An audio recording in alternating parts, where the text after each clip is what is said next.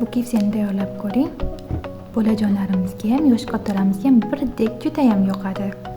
Yumshoqqina, iftoriyimga ham juda ham mos keladi. 500 gram tovuq fileni maydalab misorovkada o'tkazib olamiz. 500 gram filedan menga 10 dona kefsi tayyorlab oldim. Shunga qarab o'zingiz ko'paytirib olasiz. Keyin chesnogimizni ham sovuramiz.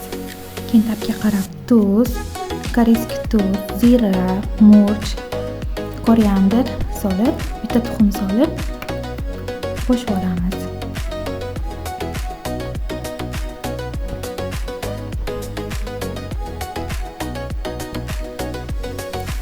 Keyin kefsichilarimizni tayyorlab olamiz.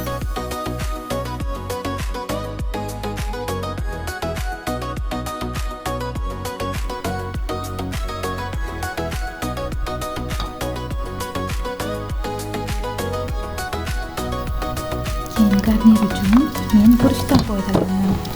Ozgina yog' solib guruchimizni solib qovurib olamiz. Tuz, ozgina roldan va koreyskiy tuz solib, suv solib dimlab qo'ydim.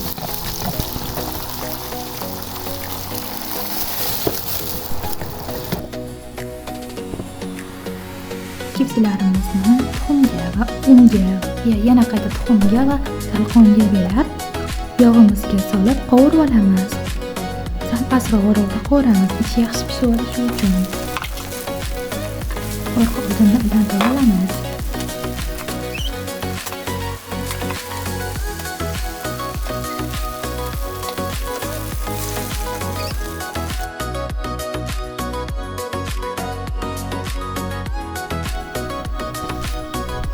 Kefsilarimiz ham tayyor.